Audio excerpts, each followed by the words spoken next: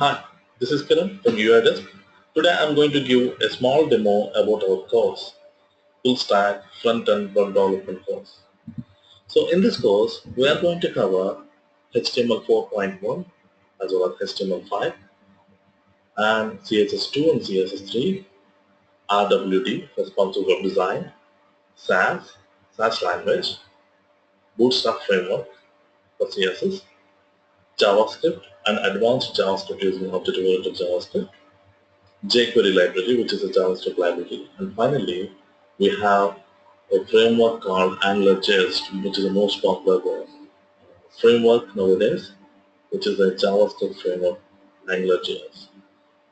At the last of this course, we are going to see the implementation of JSON, AJAX, and HTML5 APIs using both JS, means JavaScript, as well as Jquery library.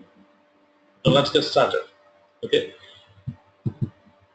Now just look at my screen. What actually you understand? So I listed some text elements here. By looking into these text elements, what actually you get into your mind? I'll give 5 seconds.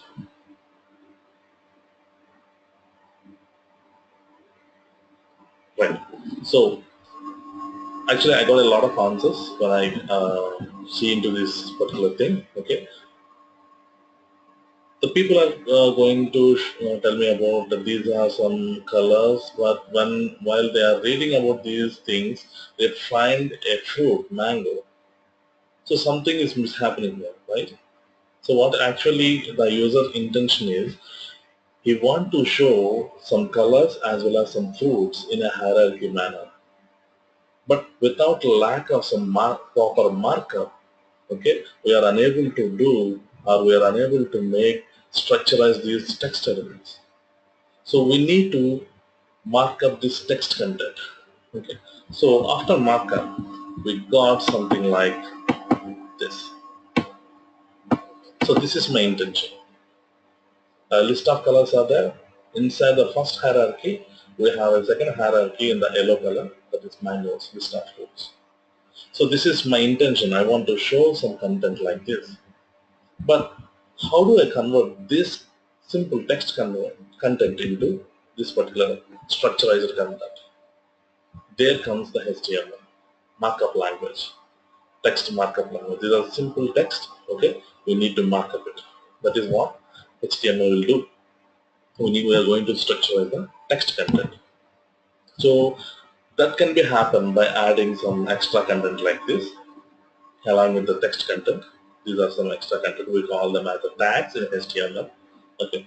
By applying the tag to the text content, we can structurize the text content like this. Got it? Right.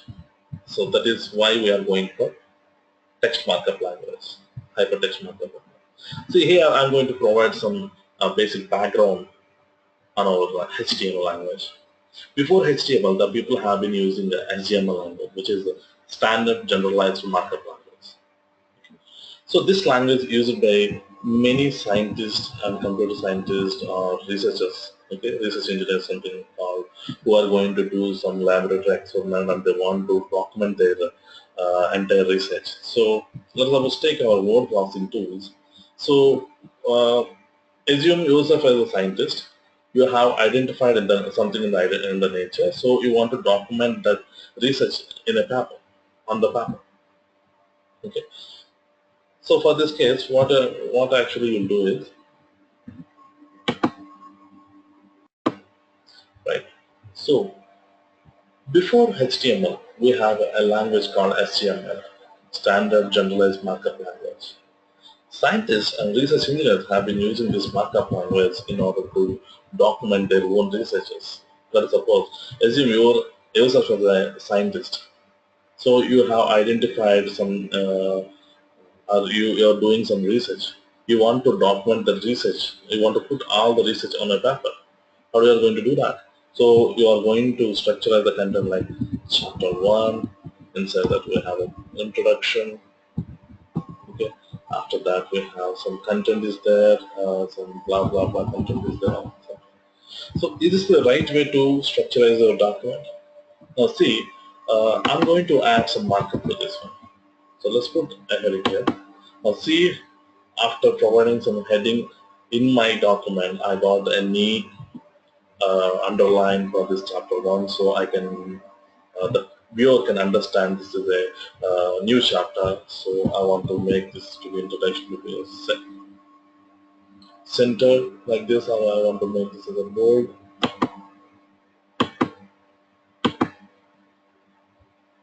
Can you do this? So bolded.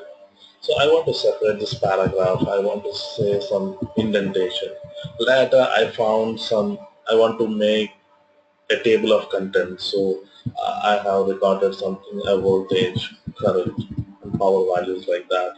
Take this one. I observed that, scientists observed that 5 volts of voltage, he got 1 ampere of current, finally he got 5 watts of power, something like that. So the next reading is he increased the voltage 6 volts again, there is no increase in the voltage, finally he found 6 watts of power. 7 volts, he observed that 2 amperes, finally he found that 14 watts of power. Is it right way to show the content, show a table like this, or will you go for this one? So obviously we all will go to this particular thing. So we're going to maintain this text content in a table format. So this is nothing but a markup. Okay. So serial number 1, for 5 volts, number 1, 5 watts of power. 2, 6 volts, 1 ampere, finally I got 6 watts of power. 3, 7 volts, 2 amperes, 14 watts of power. Now see, which is the best way to view the content? Is this one or this one? Obviously this one, which is well organized and well structured, right? So that is the advantage of markup. So when you add some markup to the text content, we will, we can make the text content to be look like a well structured or well organized. So that is the need of markup language here. Okay. So previously the scientists have been using this language to mark up their content. So previously the people have been using this HTML language to mark up their content. Okay. After that, one of the famous guy, computer scientist called Tim Berners-Lee,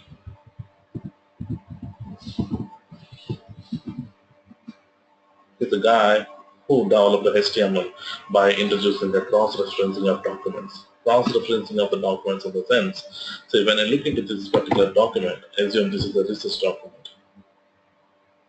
I collected this content from some other documents. Like, see, I have some link to another document.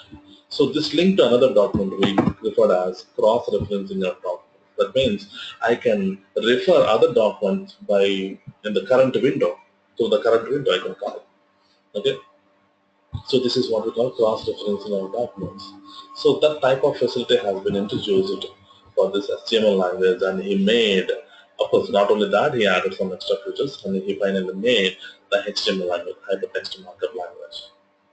Then he got famous, and he started a new organization called w3c.org. This is not W3Schools, it is w3c.org. So entire HTML versions as well as CSS versions has been updated by this organization. Okay, so see, now we got something like the new one. HTML 5.1 is going to release in the market. Okay, they are doing some lot of research on that. Currently we have HTML5. Okay.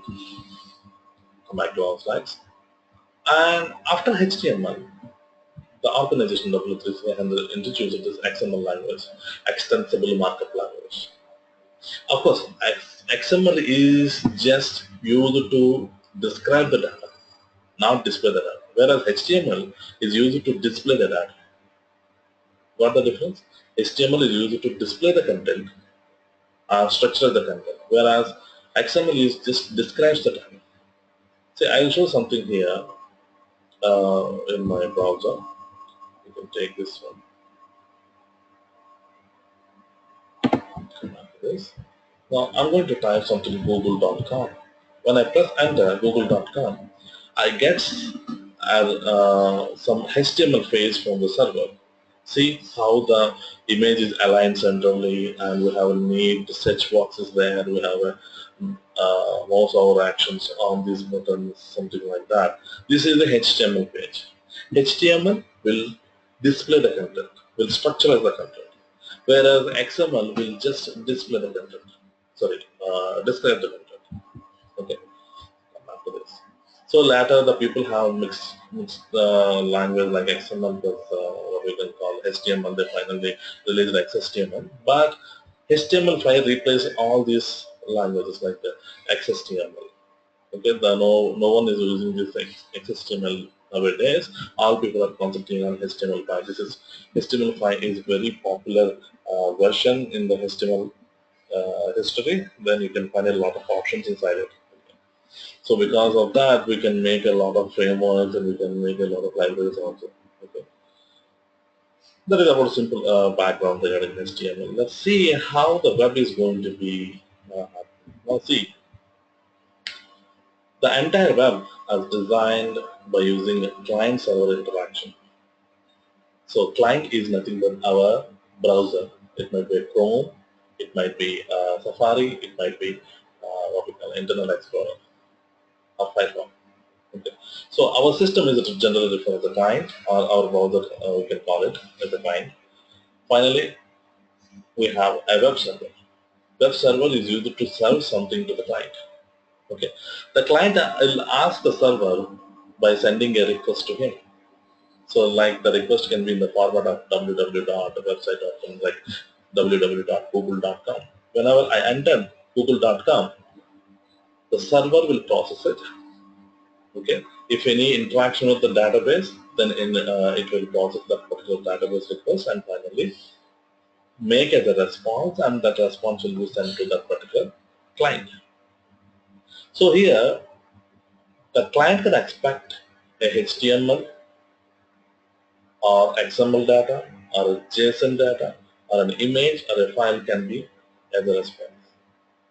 That means the response from the server can be a HTML page or an XML data or a JSON data. I'll show that one. So let's get let's start. Let's try. So I got something here. So here I got an XML request. Now take this URL. Okay. Just go to Google. Go to other things. Now take another tab and press. See, I'm going to, this is a request. This entire URL is a request. I'm going to send this request to this particular server. The server name is xmltime.com. When I press enter, you won't get well-structured data. Just you got the data. Data is described. So I got a data authorization fail, but it contains some extra data like tags, XML tags. This is the XML page you can call. Okay, so XML is used to describe the data, not to display the data. So here, in this case, Google, when I enter www.google.com, see, you can find a Google logo image as well as some iconic images like this. Okay, as well as you have a neat search bar. These things you don't find in this page. This is XML is used to just represent the data. That means whenever you send a request to server, you can expect the request can be in the form of HTML, XML, or JSON, image, or file, something like that. Okay. So here, what actually happening is, for each and every request, the server need to process a lot of things. So for this purpose, a lot of server-side development languages have been developed, like PHP, Java, Python, you can call Node.js is a platform, okay, and CJS, all these things, okay, are used in the server-side development. But later on this, like what you can call, um, as the technology is changing drastically, so the application logic, so the processing logic inside the web server has shifted to client side. So for this purpose, we need some client-side development also. For this purpose, we need some client-side language like JavaScript, and we have some framework called AngularJS framework. Okay, Backbone.js, Jquery library, etc., etc. All these things required at the client side. That means some processing is going to happen at the client side. That processing is going to be taken care by these languages. For server side, these will be taken care. And we have a database like SQL database, relational databases are there, SQL, Oracle, Sybase, something like that. And you can find recently MongoDB. Mongo is a Mongo, it's not Mango, MongoDB. So this MongoDB uses JSON-based, what we can call database. We will explain what actually the JSON, what actually the internal things inside stores. Let's get to our next slide. I'll show one more example for this. See, the same request can be made by using JSON also. So I'm going to send a request to the same server. Let me open. So here I'm sending another request to the same server. Now you get a data in the separate format, like it is called a JSON format. JSON means JavaScript object notation. Okay? So here the text is only this content, authorization file. So this is represented in the JSON format. Whereas in this case, the same text is represented in XML format. Okay. So that means you can expect a HTML page from a server or an XML data or a JSON data like this. Or it might be an image. Okay. Now let's do the next slide. Now what we can develop? Now we can develop all the websites. While learning this course, we can do a lot of projects and we can develop a lot of applications like this. You can develop a blog or personal website. You can develop some organization website like business websites. You can develop some e-commerce website like Flipkart, eBay, okay, Amazon, online community websites like Facebook, Twitter, and you have some job portals, business directory, Yellow Pages, Justine, question and answers website, Quora, Stack Overflow. Such type of website that you can develop once you learn this full stack for development training. Okay. Yeah, I have some analogy between a house and a web page. I relate my web page with my house. So when I'm talking about a house, when I'm trying to buy the house, first thing I'll get into your mind is the structure of the house, right? That means whether it's a 3-bedroom or 2-bedroom, something like that. So when I'm talking about a house, first I'll discuss about the structure like this. I'm showing something structure here. So here we have a living room or bedroom or kitchen. After that, once I finalize with the structure, I go for the styling or decoration you can call. So what colors I require at the outside, what colors I require at the inside walls, inside doors, all those things. Okay. And finally, we need some actions. So I want to make my home as an automatic, like I want to control my AC and my fan, every electrical system through mobile phone. So if I want to implement such things, I need to spend a lot of amount on it, right? So you need some action. That means when you are trying to build a house, first you look into the layout, decoration, and then action. Okay. Similarly, in the web page, when you trying to build the web page, first you describe about the structure. The structure is going to be a structure or layout, whatever thing you can say, can be developed by using HTML page. Okay, and the style can be done by using CSS language. An action you can provide on the web page by using JavaScript. Okay, here I developed a simple web page here by using simple HTML language, and then I applied some colors and stylings to that. So after applying the CSS styling to my web page, it will look like this. Finally, I add some JavaScript action. Okay, so this is, I'm not able to show action here. I'll go.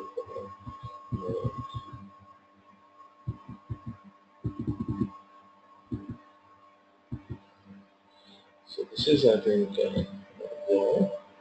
So let me go to this. See, this is a HTML page, only HTML page. UI dash, this is my heading in the HTML page. and this is some heading, and we have a courses like courses are represented as an articles. Each article got a heading as well as some paragraph, something like that. So I structurizing my content, my web page content by using HTML. After that, I'm applying some CSS, so it will look like this. See, I increased the font size of this header, or you can call title, okay, and we have some heading is there. So the header and remaining course content are separated with some colors. So header got blue color. Each and every course content is highlighted with the background, some different color. We have a text content. Heading section is different color. Okay. So I need to use some. Here I have used some color combinations. So I got all these things. Okay. This is simple HTML page. After that, I got HTML plus CSS to build my website. Finally, I'm going to use my JavaScript. So you can see the images are going to be animated automatically.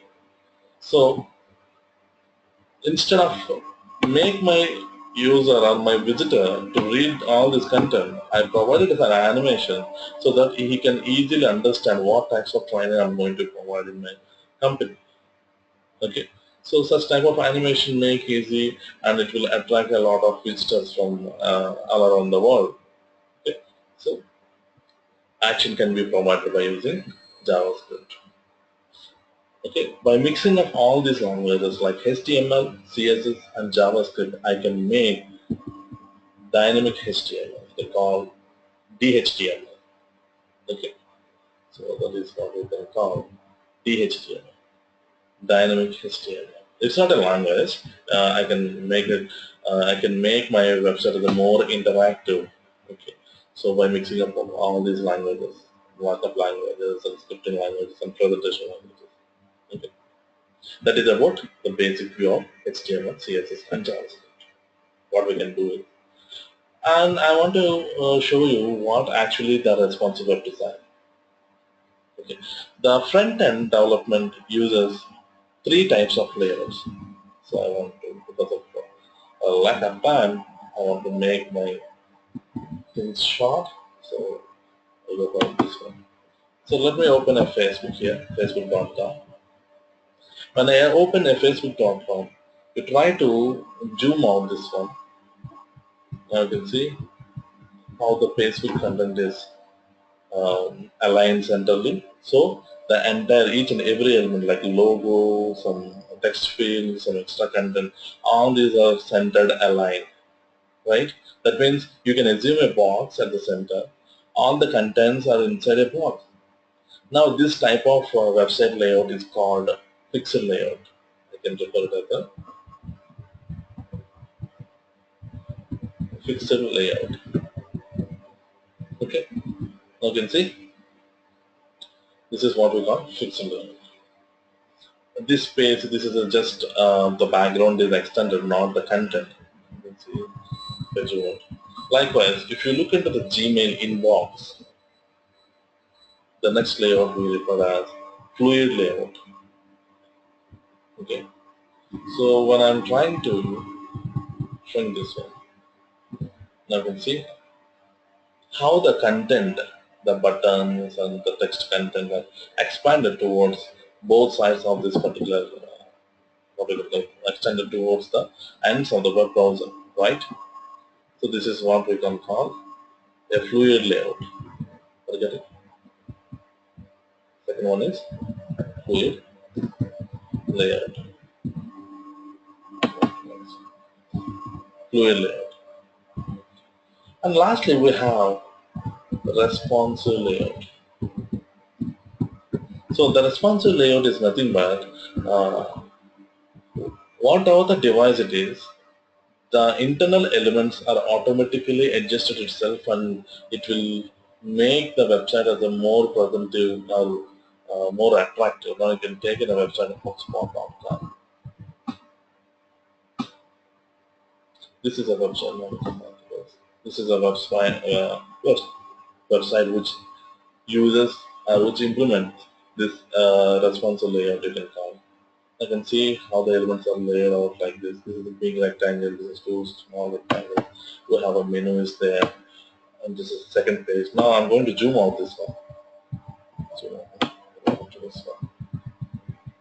Now here the text content for the first page is centered aligned, and the next page is distributed towards the ends of the browser. Okay. Now this is a fluid layout I can call the second page. The first page is fixed layout. There is a tool in Chrome, developer tools, go to developer tools, click on this, so that I can make my browser as mobile device, as tablet, as well as desktop. So I'm going to emulate my device. Emulation is nothing but imitation. So I'm going to make my mobile browser as a my desktop browser as a mobile browser by clicking on this particular thing. Now click on this one. Okay. So click on this particular tool. Okay. Now make this into responsive. Now you can observe that. Now you can observe that how the elements on this particular HubSpot.com are adjusted automatically when I shrink this one. So this is, assume this is a desktop version, or this is what we call a desktop view. Okay. So when my screen size reduces, that means when I'm going to see the same website in tablet, it will look like it. Now this is a tablet version I can call it. That's what just shrink this one to further. Okay, this is automatically, now you can observe automatically the content is going to be adjusted itself. Or I can say this might be a tablet portrait view. Let me further shrink this one. Now you can observe how these elements are adjusted automatically, these three elements, and as well as the menu also. Just observe those things. Now see, the three elements, three rectangles are stacked one by one like this. This is what we call a mobile view. Are you getting? So this is a simple mobile view of a particular web page.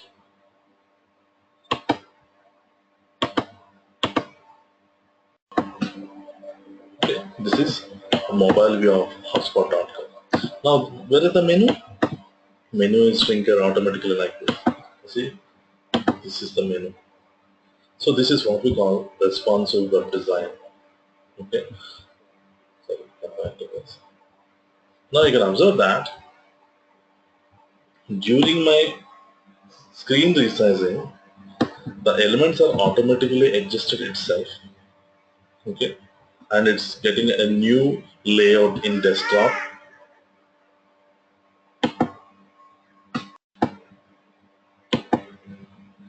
Okay, during my resizing the screen, that means when I'm trying to emulate my browser, the elements of this HubSpot.com web page have automatically adjusted itself and it's going to be responsive with respect to the screen size.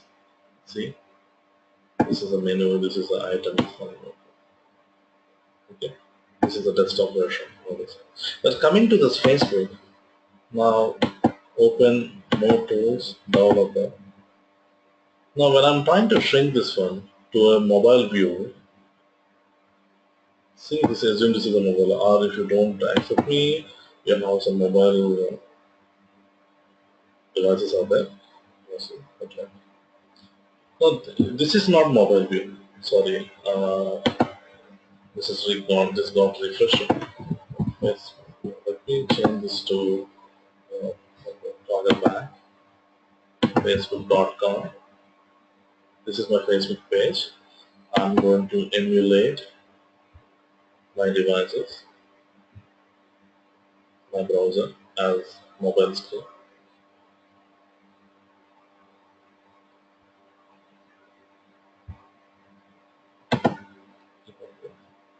Click on this. This is the mobile view of your Facebook account. No, obviously not. So let me take this to internet access. This is not a mobile view. Okay, assume now you are using a mobile phone and you are trying to send a request to server. www.facebook.com, you will get a new page for mobile devices. So now see, this is a actual mobile version of a Facebook website. That means Facebook is maintaining two separate websites or two separate projects inside the server. One for desktop viewers, second for mobile viewers. See, when I refresh, when I send a request from mobile device, my browser automatically sends as a request. That means my browser will send my device details. It is a mobile, okay.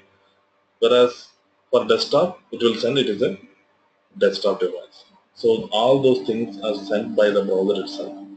So that is why you will get different views of your web page in different devices. Okay, that means you have to make a new request. Yeah. So coming to the this HubSpot.com, there are no two separate HTML pages in the server. Only single web page. This web page automatically responds to the screen and automatically adjusts its elements to the what do you call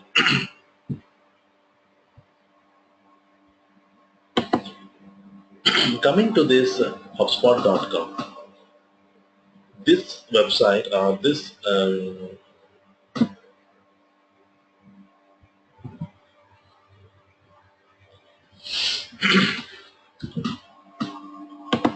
coming to this HubSpot.com website, it is only maintaining one website in the server. So its content automatically adjusts itself when it's loaded in different screens. That is not happening in Facebook. Facebook maintaining two separate projects for Facebook.com. So for desktop viewers, you'll get a different view. For mobile viewers, you will get a different web page need to be loaded. Okay. So that is what the difference is. Now this is what we call RWD, responsive web design. Okay, we will show you such type of real-time examples in our training course. Okay. And finally, we are going to show you the wonderful language, client-side language, JavaScript. So we are going to discuss about the course JavaScript as well as object-oriented JavaScript, advanced JavaScript. And we are going to discuss about a lot of things inside of JavaScript. Like you can manipulate the DOM means document object model, and we are going to handle the events in the synchronous and asynchronous way. And we are going to show you how we are going to handle the AJAX calls, what is an AJAX, and how we are going to handle the AJAX calls using raw JavaScript. And we are going to show you how to handle JSON data using raw JavaScript. That means without using any libraries. Okay. And we have a lot of assignments to make you to more professional. Like we are trying to give some real-time examples how we are going to handle the things. See, you can see the image is going to be followed by mouse. Okay, such type of examples we are going to show in our training course. Image overlay. Now when I click on this, okay, such type of complex and real-time things I'm going to show you. Some drag and drop HTML APIs, HTML5 APIs, drag and drop applications. And we have a lot of things, but these are more interactive examples and more entertaining examples, right? So we start from basic object in advanced JavaScript like this. We discuss what actual object is, how to think about a real-time object and how to render that object in a virtual world, that is programming world. We are going to discuss all those things. Okay. And finally, we're going to see what we can call jQuery. jQuery is a JavaScript library which is used to handle DOM event, so DOM manipulations, event handling, animations, and some AJAX calls or AJAX interaction can call. All this can be handled by writing less code by using this library. Now I'll show some examples for this one also. We have a lot of things out there.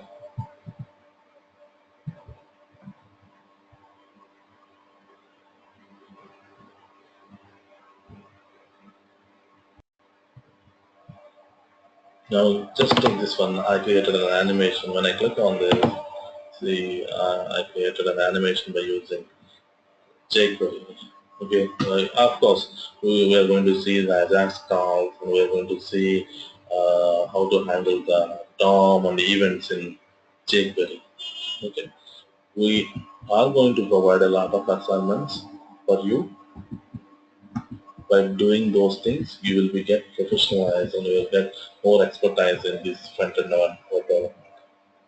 Finally, we are going to see what actually the framework is, okay, and how our AngularJS is used for a single page application. I will discuss about the framework, what is framework, and I will, that means I'll start my AngularJS introduction by starting from framework, and then I go for something like what actually the single page applications. Now you can take an example, Twitter.com. Twitter is a single page application. Then you can take a Samsung. Now you can see this Twitter.com and this Samsung. Let me close some of the examples here. Samsung. Now, single page applications in the sense we have only single page in my entire web project. Okay. Now, Twitter is a single page application. Now you can observe that. Let me close some of. So when I click on this, you can observe that there is no refreshing of this logo.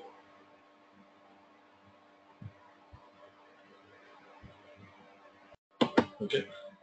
Whereas coming to the Samsung, when I refresh the page or when I click any button or any page, it will refresh the entire web page. Now see, go to this mobile phone, click on this.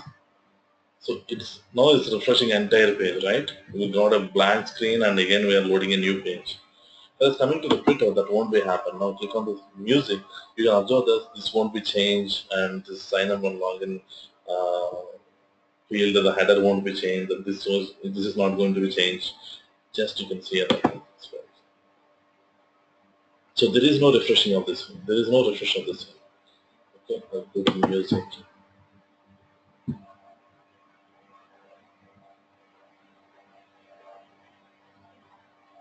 Okay, it's taking time to load. Now see, only some part of the page is going to be loaded, right? Not all the content. Of course, the part will contain some video, some images. Well, all the coding language, sorry, all the coding files are going to load at the time of website loading, like at the time of the entire website is going to load. So we're going to load all HTML, CSS and JavaScript files at the first time. Later on, we request images and videos only. Of course, if necessary, we go for some CSS, we go from some JavaScript files. So that is the difference between single page application and our regular page application, multiple pages application. Okay. So the next future is going to be single page applications. That is why a lot of frameworks like AngularJS, AmberJS, MetroJS all are going to be introduced nowadays. So you people can find a better development in our front-end development than server-side development. Why? Because all the process, all the application logic are shifted into the client side, or what we can call in the browser.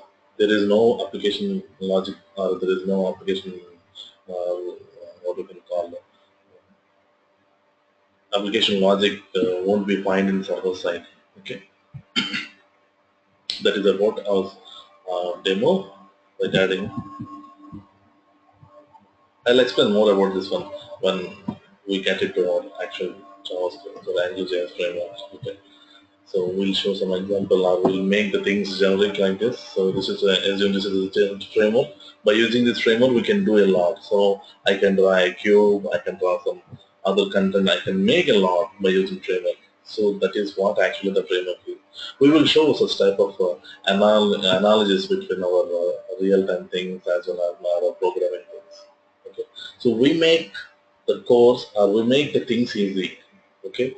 So and we are going to cover a lot of assignments and interview questions in our course, during our course. So you get benefited about those things. And the future is going to be the front end developer.